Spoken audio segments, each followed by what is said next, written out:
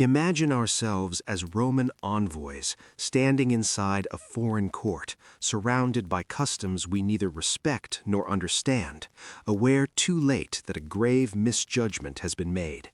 We are not present to bargain or listen, but to issue commands. We address the pirate Queen Tutor as if authority alone will bend her will, warning that if her people are not restrained, Rome will demonstrate what true rule looks like.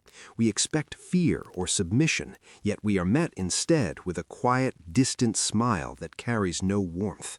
With a careless gesture, we are dismissed. Certain that our warning has achieved its purpose, we turn away and return toward our vessel, convinced that power has spoken. It has, though not in the way we imagined. As we step onto the gangplank with sunlight reflecting off the Adriatic waters, the danger remains unseen. A blade flashes from the shadows, pain erupts at our throats, and blood fills our mouths as we collapse onto the deck.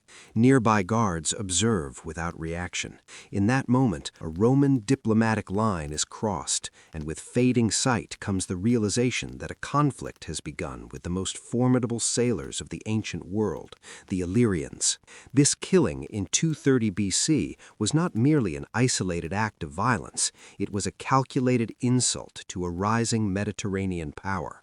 Rome had recently emerged victorious from its struggle with Carthage and stood confident, even arrogant, in its dominance.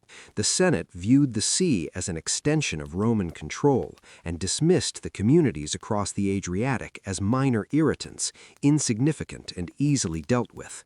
Yet these people were anything but insignificant. While Roman legions refined warfare on land, the Illyrians were transforming combat at sea. From the rugged, island-filled coastline of what is now Dalmatia, they had built a system where seaborne raiding was not lawlessness, but survival. The land offered little for farming, so the sea became their lifeline. Trade routes between Greece and Italy passed directly through their territory, and no merchant sailed safely without encountering them. Under King Agron, scattered raiding groups were united into a powerful confederation. Agron was fierce, magnetic, and indulgent, celebrating victory to excess after defeating rival forces, a celebration that led to his sudden death. Leadership then passed to his wife, Tutor. Rome interpreted this transition as weakness. Reports reached the Senate of merchants being captured and enslaved, and the assumption followed that a queen ruling in place of a fallen king could be pressured. Two Roman nobles, confident in status and authority, were sent to confront her. What followed was not a negotiation, but a clash between opposing worldviews, as Rome demanded the immediate end of piracy, unaware that its demands would ignite a far greater confrontation. Tutor regarded them with sincere puzzlement. Within Illyrian society, raiding at sea was not considered criminal behavior, but an accepted livelihood, no different from fishing or craftsmanship. She calmly explained that rulers were not expected to interfere with how their people acquired wealth, and that preventing the capture of spoils would violate long-standing custom. One of the Roman envoys reacted sharply. He spoke with open contempt, belittling her authority, dismissing her laws, and allowing the threat of invasion to linger unspoken but unmistakable. He addressed her as though she were a disorderly subordinate rather than an independent ruler.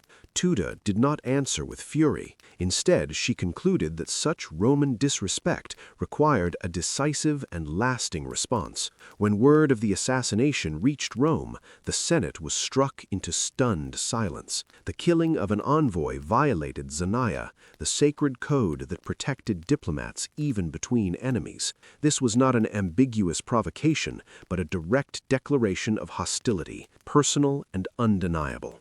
Debate became unnecessary. Troops were assembled, ships were launched, and Rome moved to punish what it viewed as a barbarian challenge to its authority. Yet as Roman warships advanced into the Adriatic, a harsh reality revealed itself. They were not confronting a scattered or primitive foe.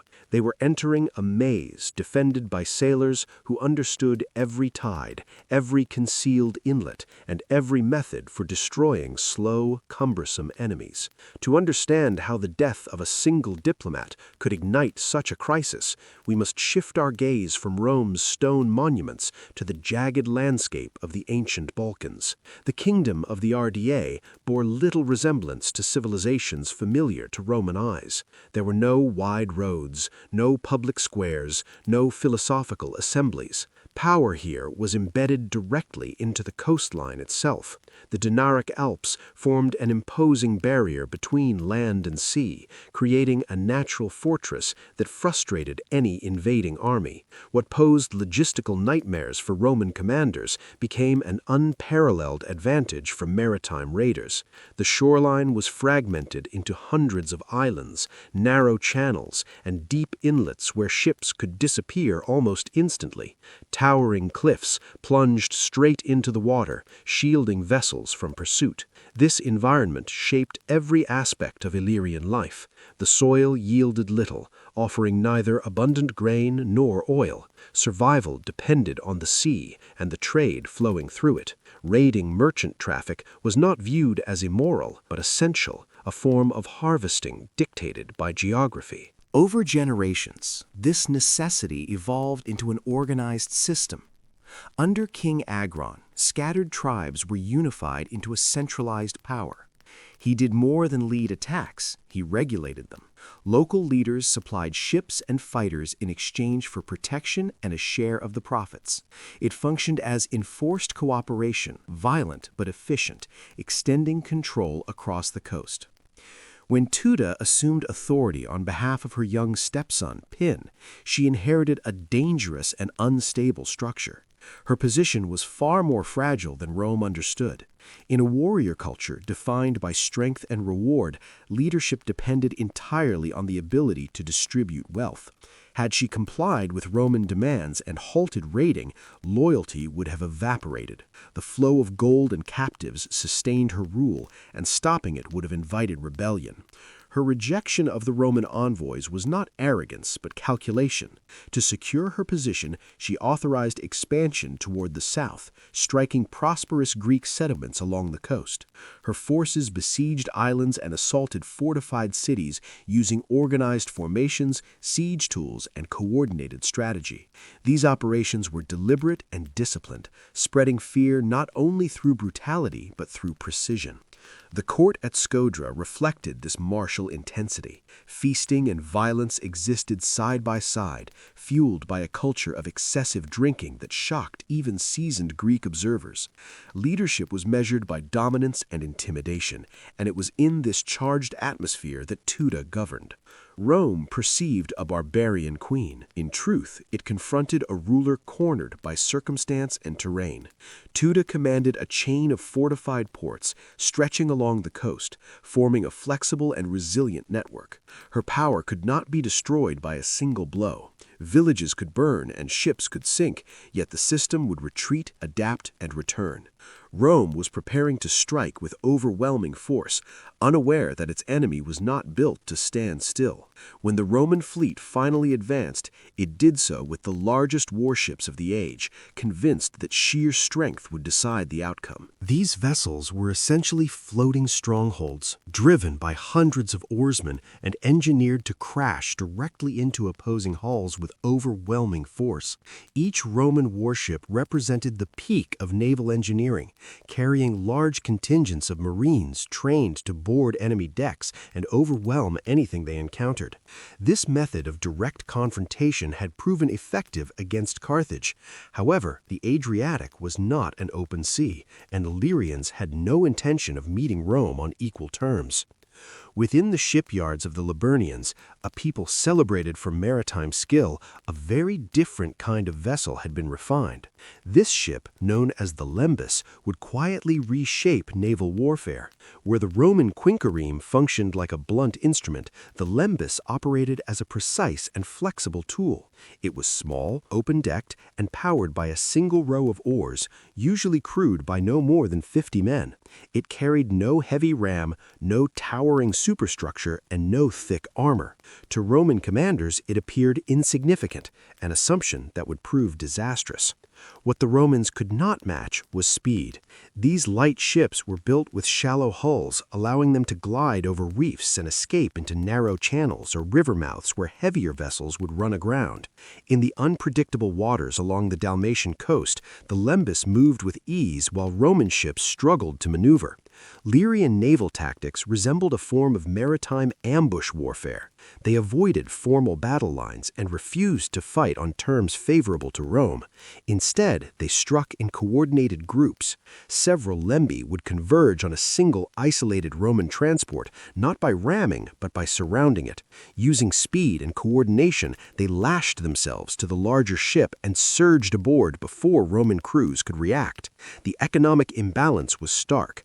A Roman warship required enormous resources and months of preparation, while a Illyrian vessel could be assembled quickly from local materials and crewed by coastal fishermen. Losing multiple small ships to destroy one Roman vessel was a favorable exchange. This approach spread fear far beyond the Adriatic. Reports of raids reached deep into the eastern Mediterranean. Naval violence was no longer the exclusive domain of great states. Power no longer depended on vast treasuries, but on fast ships and determined crews. Rome found itself confronting an enemy that could not be cornered. Landings yielded empty settlements, while Illyrian fleets vanished only to reappear behind Roman lines, striking supply routes and withdrawing once more. The Roman navy, once considered untouchable, suffered continual losses without ever securing a decisive engagement. Eventually, the Senate recognized that they were not fighting a conventional enemy, but an entire way of warfare. To overcome it, force alone would not suffice. Deception would be required. In 229 BC, Rome abandoned restraint and committed overwhelming resources. A massive force was authorized, hundreds of warships and tens of thousands of infantry, commanded jointly by both consuls. This was not an operation of containment, but of eradication. As the fleet crossed the strait into the Adriatic, its sheer presence sent a clear message to every Illyrian harbor. Resistance by attrition was no longer viable. Yet the outcome of the conflict would not hinge on a great naval clash, but on a decision made by one man. Demetrius of Pharos, Tutor's most capable commander, had been assigned to defend the strategically vital island controlling access to the Adriatic. His position was strong, and his forces could have resisted for an extended period. However, like many who thrived in piracy, his loyalty extended only as far as personal survival. When the Roman armada filled the horizon, he assessed the situation and chose opportunity over allegiance. Rather than preparing the defenses, he opened negotiations. Quiet arrangements were made, and the island was surrendered without bloodshed. In return, Rome elevated him as a client ruler over the territory he had once defended. This maneuver severed the leadership structure of the Illyrian resistance. With that stronghold lost, coordinated defense collapsed. Roman forces advanced steadily along the coast, encountering cities that quickly submitted, eager to separate themselves from the pirate regime. As Roman control expanded, Tutor was pushed inland, retreating to a fortified refuge deep within a narrow bay.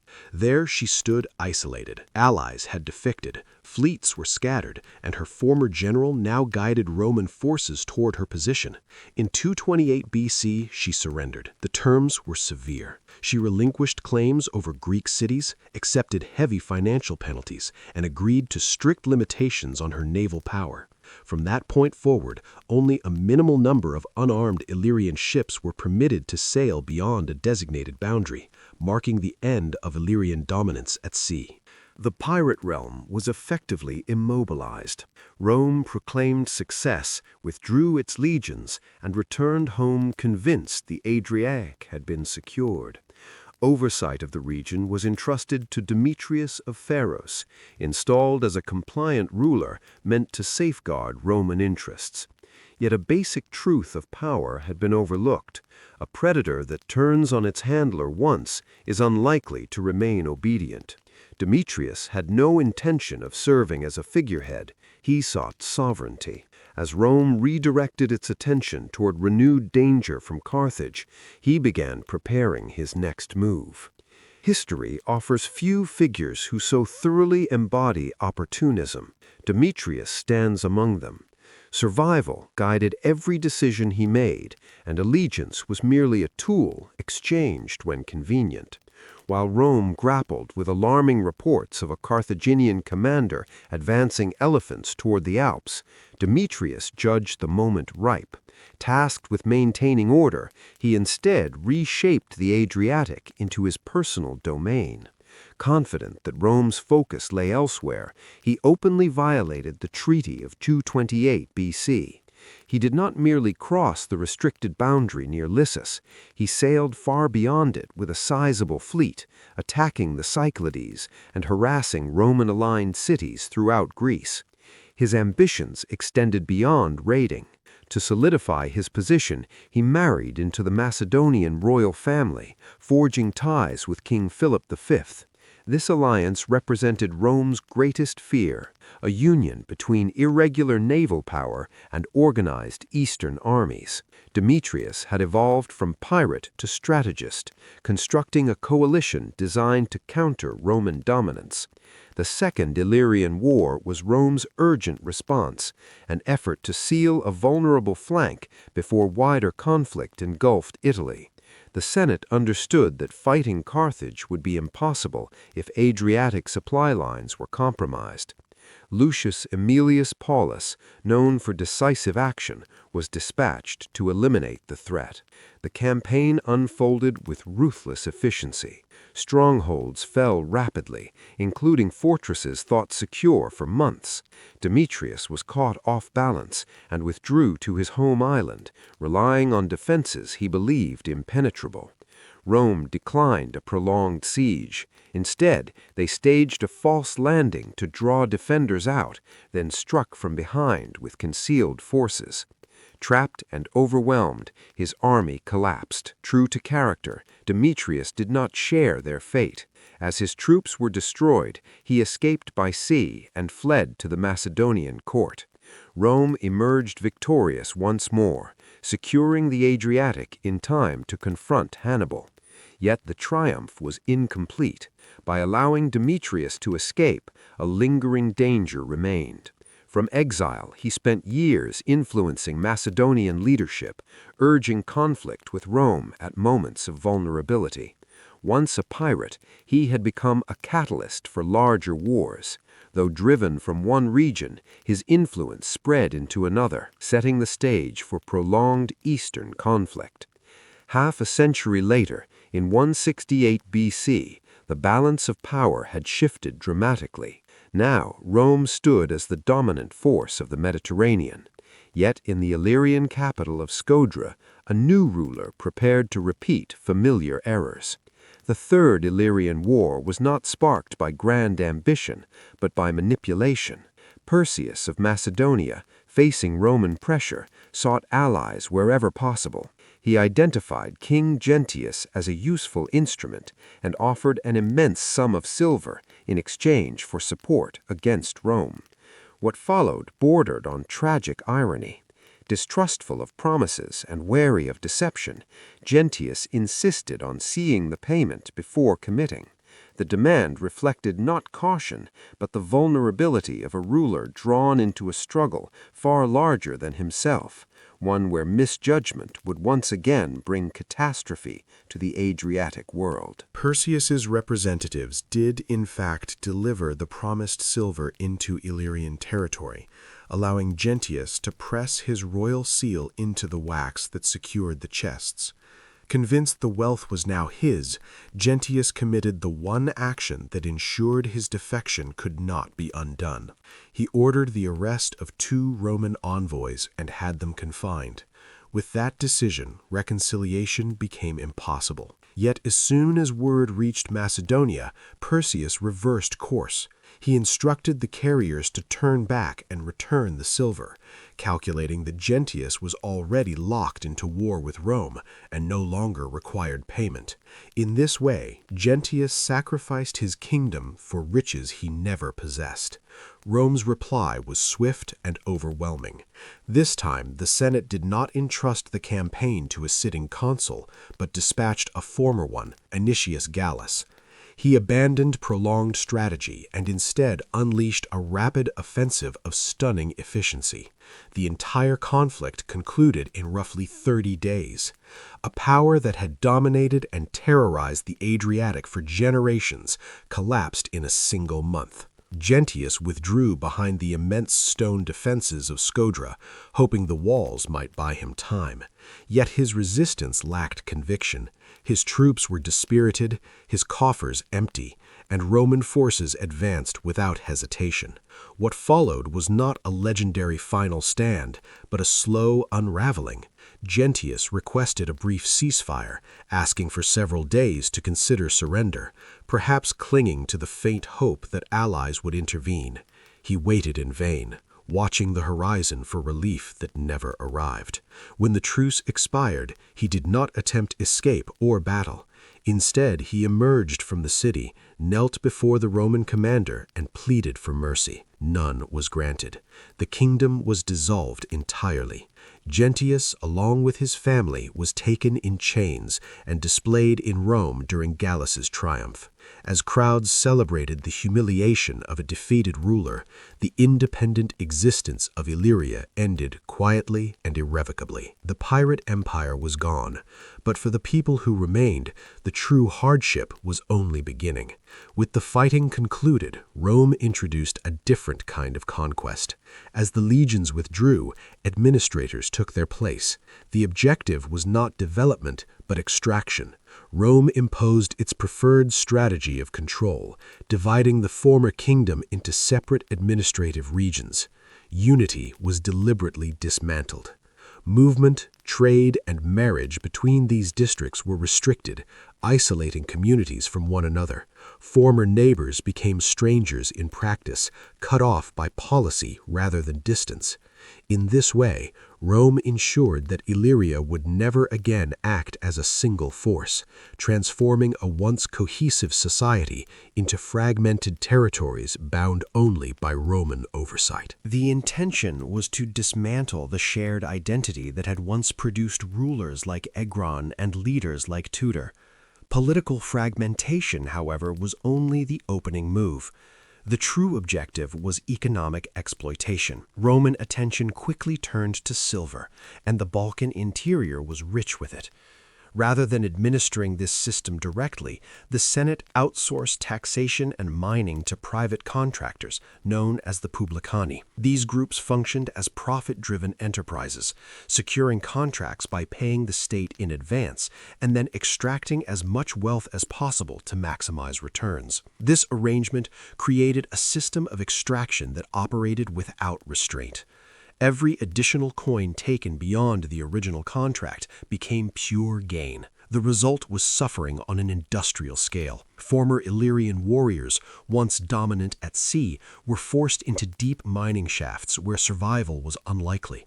The tunnels were cramped and poorly ventilated, illuminated only by weak flames that consumed the limited air. Labor continued for extended periods without rest, as dust filled lungs and strength faded. Death came slowly, through exhaustion, collapse, or violence. Enforcement was brutal and unregulated. Private guards ensured quotas were met using force rather than law. There were no protections, no appeals, only production targets. Wealth flowed outward, financing monuments and public spectacles far from its source. In Illyria itself, the so-called Roman peace felt oppressive. Land was seized, animals confiscated, and taxes imposed on every measurable aspect of life. When payments failed, people themselves became assets to be claimed. This pressure accumulated over generations.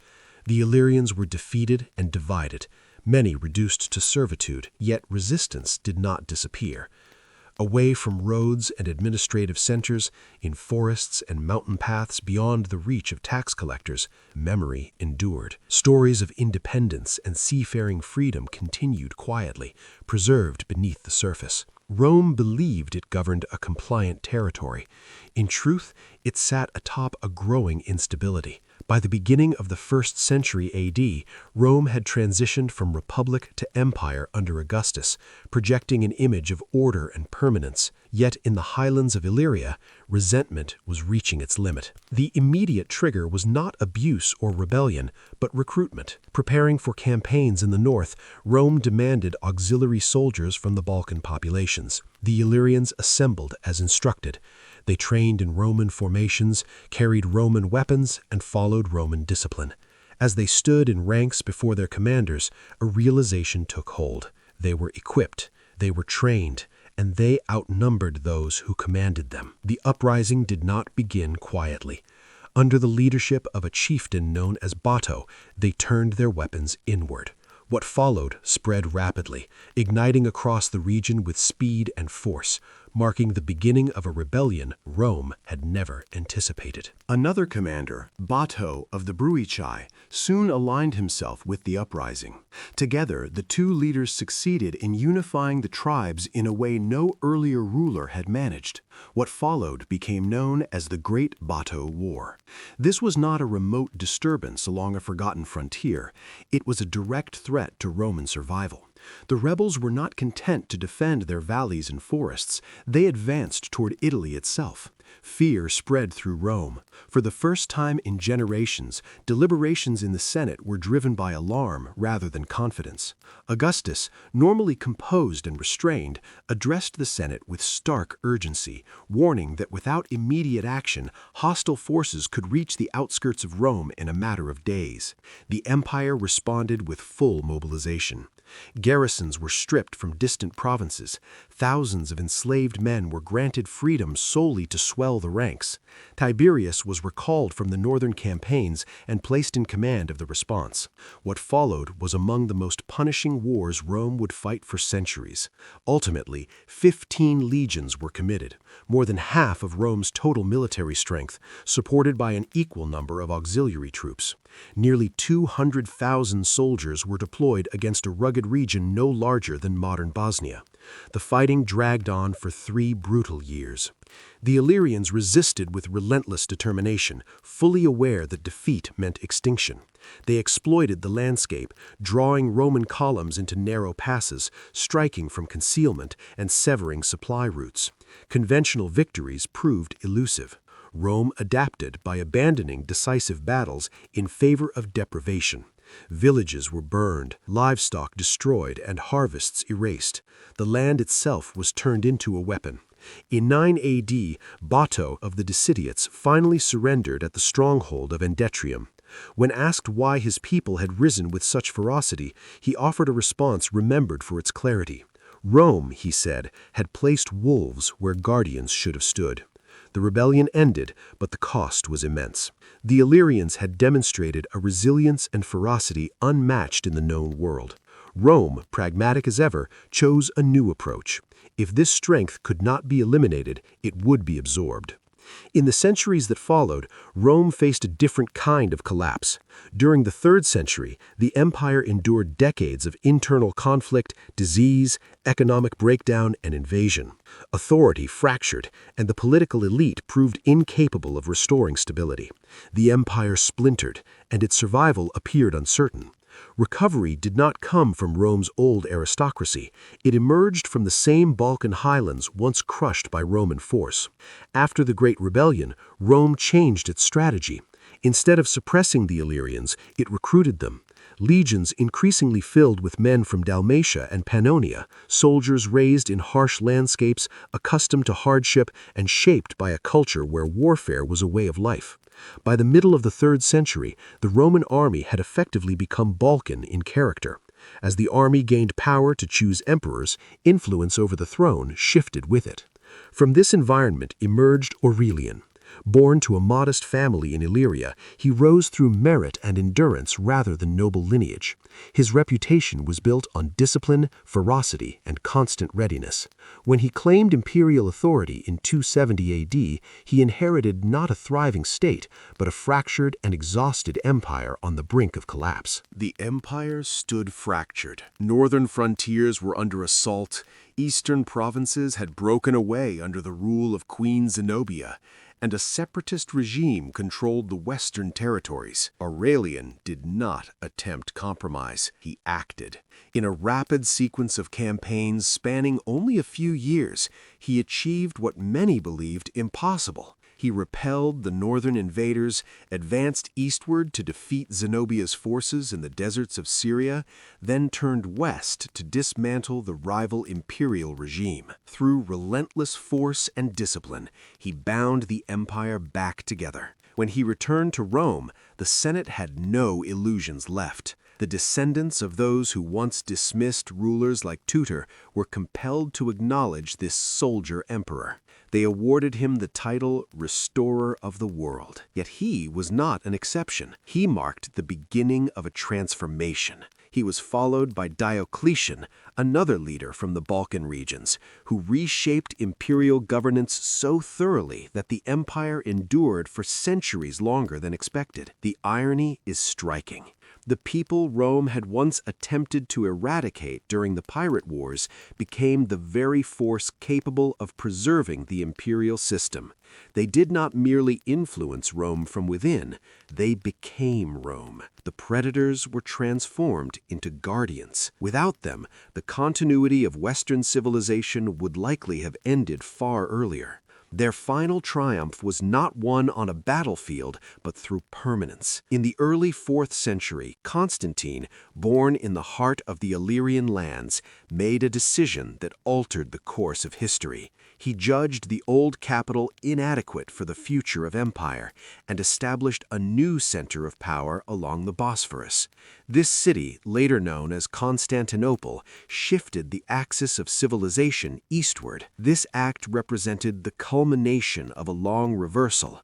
Leaders drawn from regions once dismissed as barbarian relocated the empire's heart away from the Italian elite who had scorned them.